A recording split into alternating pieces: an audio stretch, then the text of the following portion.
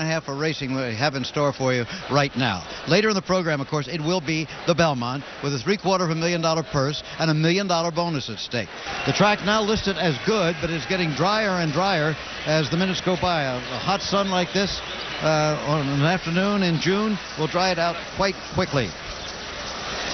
Now they begin to head out to the racetrack.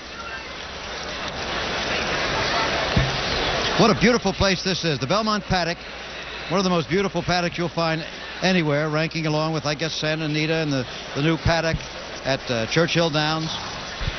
There's number 8, My Memoirs, comes from England, where he came from last to win his previous race. 1A, that's Robert's Hero, half of the entry. He's supposed to go out and set a pace for his teammate. And there is Colony Light, Mr. Peace's horse, John Peace, who's a member of the Board of Trustees here at the New York Racing Association. And the favorite, AP Indy. Now remember, he missed the Derby, missed the Preakness, had the injury to his hoof, but came back here and won the Peter Pan less than 2 weeks ago on this racetrack and won it by 5.5 lengths. Now they'll head to the tunnel, out onto the racetrack. This is when the tension really begins. We'll be hearing the bugler, Mark O'Keefe, just about now.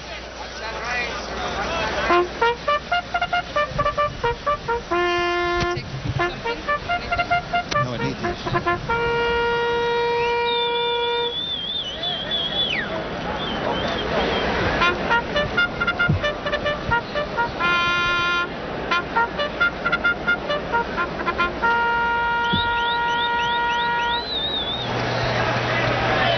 Well, you know, it's a different situation here in New York for the Belmont than it is in Louisville for the Derby and Baltimore for the Preakness. In those two cities, that is the biggest event of the year.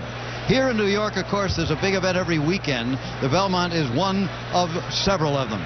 But still today, a tremendous crowd has turned out, despite the fact that they have off-track betting all over New York City. A crowd estimated at 50,000 has come out here to Belmont Park, which actually was built for a different day before there was OTB, and they could get crowds of 75 and 80,000 out here.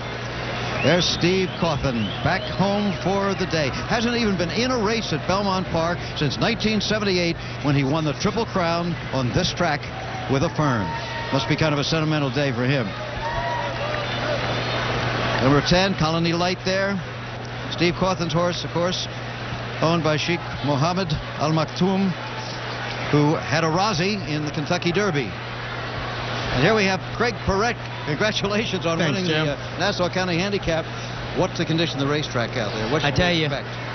All day today, the speed was holding up, and right before the Nassau race, we had come out on the track and noticed that they opened the racetrack up. You know, the way it was earlier, speed, they just wasn't stopping. We seen it where it was opened up, and then I felt, well, we might have a chance now because the speed won't hold as much, and as we seen, Strike the Goal was way back and he come running. So I think it's going to change the race a little bit now. Change it a little bit in favor of whom? Do you have any idea? Well, I mean, I think that the, AP Lindy and Pine Bluff, Dance Floor, them horses are going to be close together. I mean, they're probably Dance Floor was in your race. Yes, I've seen him the whole way. They're the good horses. I think they're going to stay in contact with each other. Maybe Zito's entry will probably set a little at the pace, but I think after they get into 5/8 of a mile of the race, we're going to start seeing the real horses show up. Congratulations for your 2 in a row on Strike the Goal. Keep it going, Craig. Thank you. Craig Perrette, one of the gentlemen of racing. Time now for a good look at the 11 horses running in the Belmont. Remember that the saddlecloth numbers I'll give you do not correspond to the post positions. First, the Robert Perez entry. Number 1 is Agincourt. He was a hotshot 2-year-old who has faded since, really. However, he had a very bad trip in the Preakness, and trainer Nick Zito, who just won the Nassau County Handicap, thinks he has a big chance today. The stablemate, number 1A, is Robert's Hero. He's really in there to set an honest pace and try to set things up for his teammate Agincourt.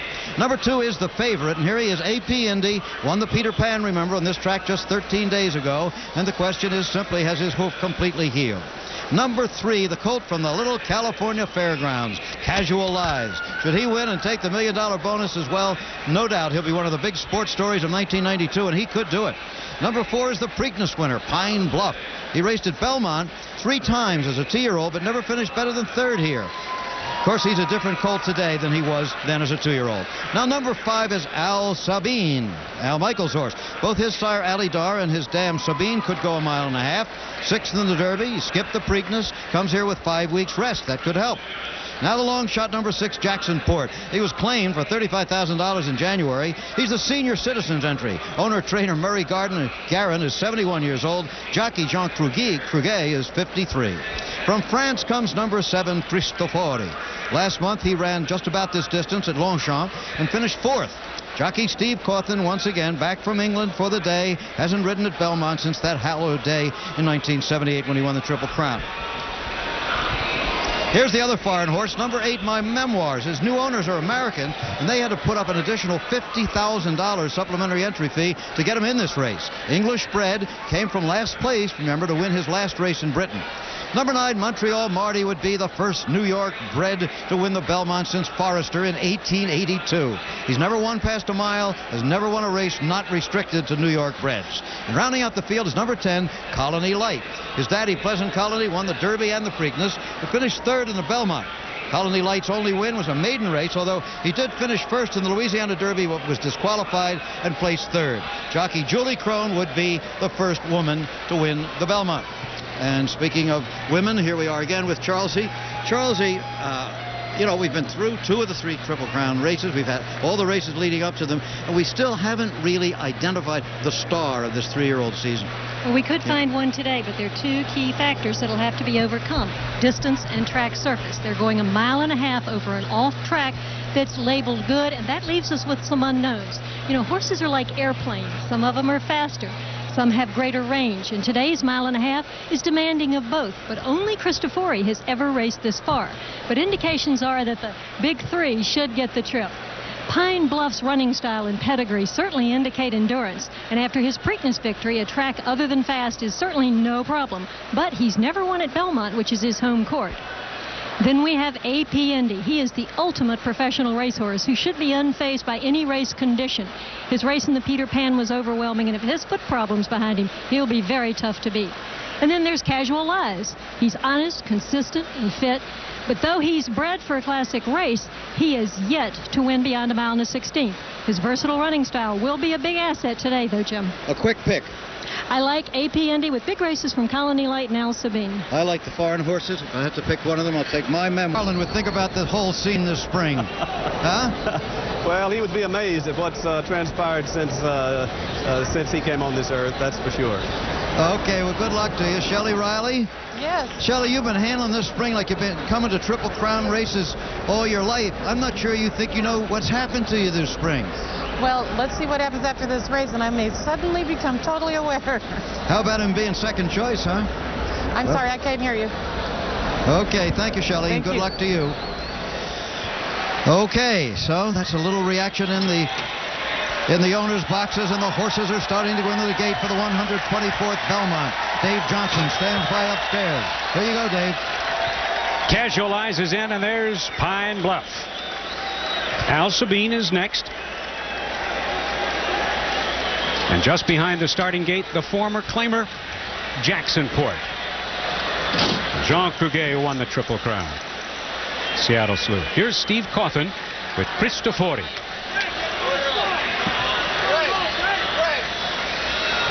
Steve, of course, won the Triple Crown with a firm when he was 18 years old. Steve Cawthon behind the gate on Cristofori.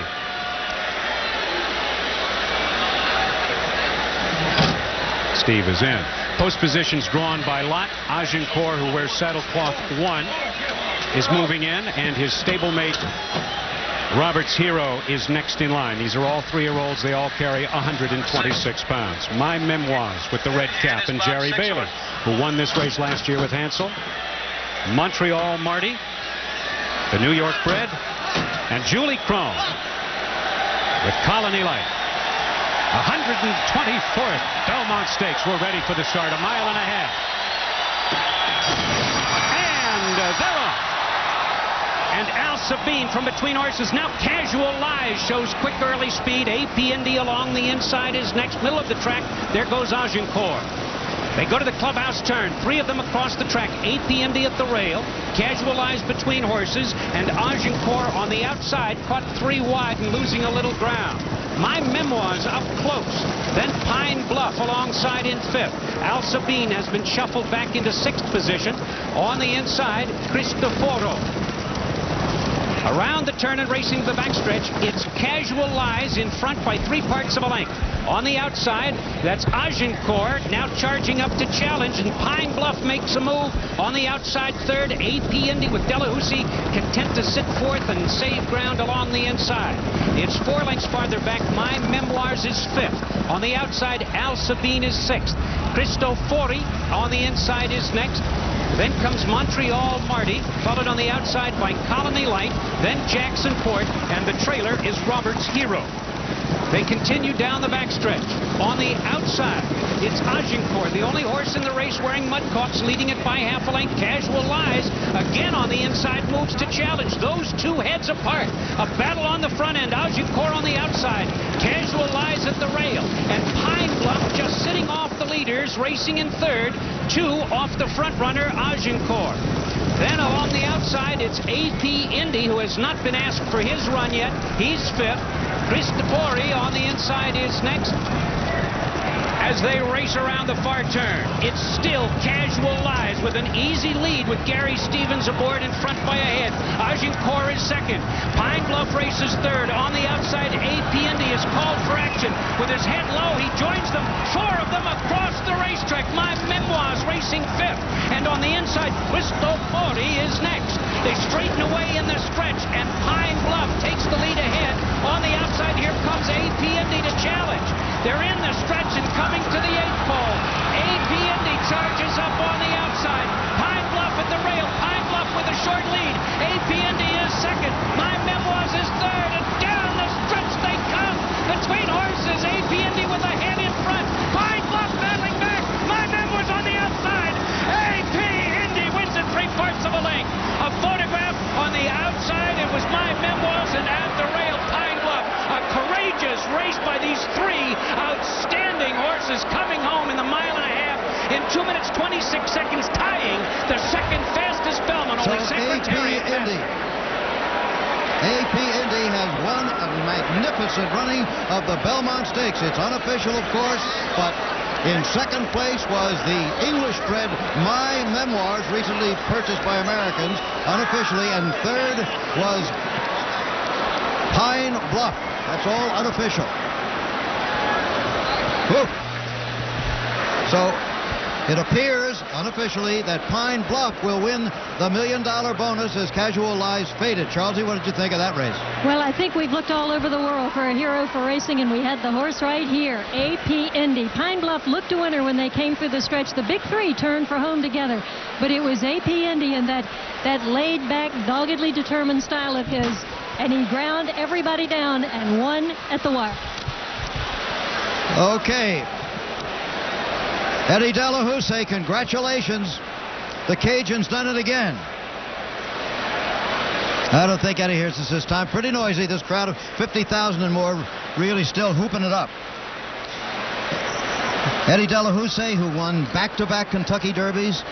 And there are the fractions, and AP Indy showed his good versatility. He was able to snap out of the gate, lay pretty close, wait when they picked it up down the backstretch, and when they turned for home, we'll watch them as they came through the stretch. Pine Bluff looked a clear winner. He had it.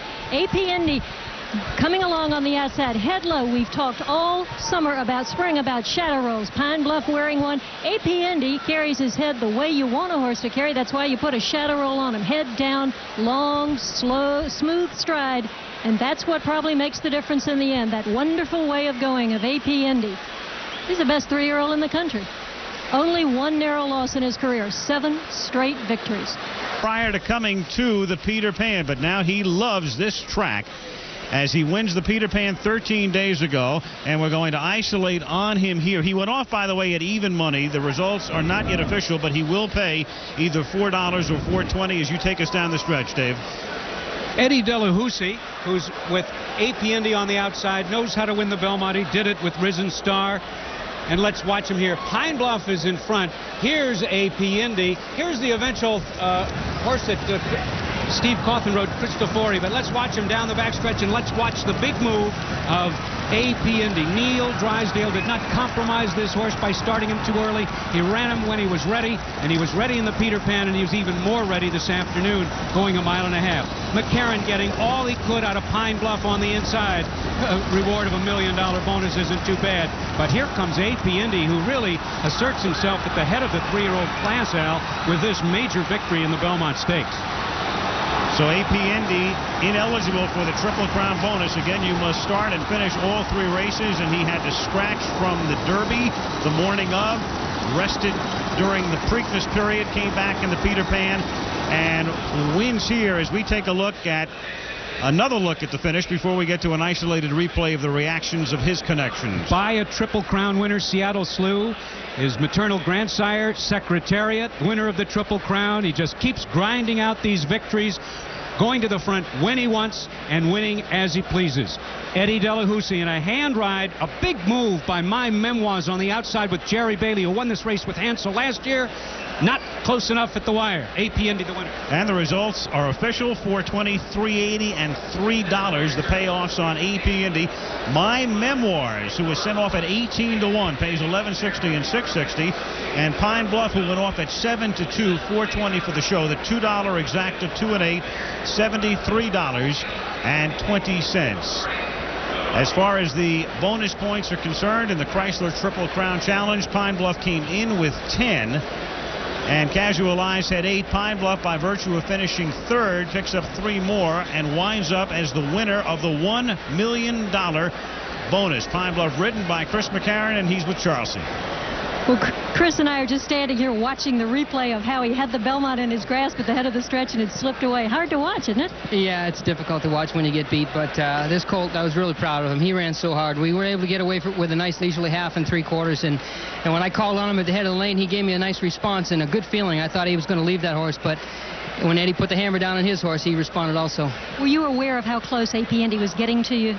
Oh, absolutely. I knew who was right alongside me, and I got to the 3/8 pull over there, and I told Tom I didn't really want to move when I did. You know, it's a mile and a half. You want to move as late as you can sometimes, but I saw that colt's white snip on his nose, and I knew who it was, so I said it's time to go. I didn't want him to get the jump on me. And then My Memoirs came up and stole second, too. Yeah, you know, he did. He finished real strong, and Pine Bluff finished very strong also. He just got outrun for second money. Well, it's been a good couple of races for you in Pine Bluff, Chris. Thanks a lot. We'll go back up to Al Michaels. Okay, Charlie, despite the fact that yesterday the track was sloppy and today it was muddy until just before this race, it equals the 2nd fastest Belmont in history. Secretariat with that scintillating 31-length triumph 19 years ago at 2:24, and then AP Indy and Easy Goer each came across the line in 2 minutes and 26 seconds. And here's a look at the order of finish, with AP Indy winning it by 3/4 of a length over My Memoirs, and that Jeff Siegel's amazing. He supplemented Marshall Law into the Santa Anita Handicap a couple of years ago and won that race. My Memoirs supplemented today, finishes 2nd. Pine Bluff 3rd. Cristofori, Casual Eyes, Colony Light, Agincourt, Montreal Marty, Roberts Hero, Al Sabine, and Jacksonport in that order. Tominori Suramaki paid $2.9 million for the horse. Here's his reaction. And the normally taciturn trainer, Neil Drysdale, I suppose will have his disposition brightened today as his horse, AP Indy, wins Belmont. And now I'm standing with the chairman of the New York Racing Association, Alan Dragone, for the official presentation to Mr. Tominori Suramaki. Thank you, Jim. Mr. Suramaki, congratulations. On behalf of the New York Racing Association, we're pleased to give you this trophy, the August Belmont Memorial Cup, for winning the 124th Belmont Stakes. A marvelous, marvelous race. There's much to be proud of in that horse. Thank you. We have an interpreter. Yes, I did already. What does he want to say? 社長何かおっしゃりたいこと。いやケンタッキーダービー使わないでね、みんな皆さんの中でね、こうやって上のサークルに上がれることは非常に嬉しいと思う。He's pleased to see himself here because Indy could not make a Kentucky Derby. He could not attend. So he is very much appreciated for all the audience here and the support. Okay, congratulations to you. Congratulations to Neil Drysdale, who did a wonderful job of bringing this previously injured horse up to this race, and to the Cajun, Eddie Delahousie, who did it again, your second Belmont. Congratulations, Eddie. We're going to take a look at a replay. It's from just about the far turn. Here we go. Want to move up and see if that... Sure, Jim. He was laying third at that point, and I was just riding him, getting his confidence right there, and he was moving nice and easy, and he's a horse that's deceiving. You can be riding him, but he's still really not putting out as much as you really want him. Until I caught my stick, probably at the head of the... Give him a look at it, huh? Looked at it, and he kicked on. I don't know how many times I hit him. I didn't hit him that many times, but he really excelled when I did call on him, and he won by enough, and that's all that counted. And I think Neil's done a great job with this horse. I mean, coming back in 14 days after running in the Peter Pan to run a mile and a half, I owe all the credit to Neil, and we've been successful together, and he's a great trainer. So AP Indy was the winner of the Belmont Stakes, but Pine Bluff, with a third-place finish, got 3 more points in the Chrysler Triple Crown Challenge and wins the $1 million bonus. We have Steve Torek, the general manager of the Chrysler Plymouth division, with the keys to a car. Thanks, Jim. Eddie, congratulations on a great race and your second Belmont win. On behalf of Chrysler Corporation, I'd like you to present you with the keys to a 1993 Chrysler Concorde, our newest car, which will be on sale this fall. Great race. Thank you very much, Jim. And this, I'm going to donate it to a good cause. And thank you very much. I really appreciate it. And I'd like to say hi to my wife, Juanita, and the whole family back in California, and all my friends. And I want to thank Mr. Suramaki and Neil Drysdale for giving me a chance on AP Indy. He's a great horse, and it's a shame he got hurt. I think he'd have won the Triple Crown. Lots of jambalaya down in Cajun country tonight, huh? Absolutely, Jim. Thank you. Here is Neil Drysdale. You're known as a very low-key English gentleman, Neil, but you must be feeling a little emotion on this one. Yeah, I'm very, very pleased for everybody concerned, for the horse, especially for Mr. Zuramaki, and for the whole team, everybody that helped put the horse where he is today in the winner's circle. Well, the way you brought him up to this race, passing the Derby, passing the Preakness, took a lot of self-control, but you had him for the race he was ready for. Congratulations. And now again, we're going to go back to Jack Whitaker. Thank you very much, Jim. As this Triple Crown comes to a close, we find that the most royally bred of all the horses wins the last one. AP Indy's blood is bluer than a Billie Holiday song, and the road seems open for him to clinch 3-year-old honors. However, I learned years ago never to judge the 3-year-olds in June. It takes all year to do it. And our hope is that Arazi, and there's a rumor going around that Arazi will be retired soon, but we hope that's not true. We hope he comes back fit. We hope Ali Deed comes fresh from the Canadian Triple Crown, and AP Indy keeps his health, and all 3 meet down the line in one single race. That will take what has been a rather mediocre 3-year-old year and turn it into an unforgettable one. And it would be a horse race that I'd pay a lot of money to see. Jim? So that is about the story. We all started the springtime in Churchill, moved on to Pimlico with Joe DeFrancis, then with Alan Dragon here to Belmont. The 124th running of the Belmont had to be one of the most exciting that there ever was. Many more races coming on ABC this summer. Please be with us for them. For right now, this is Jim McKay saying so long.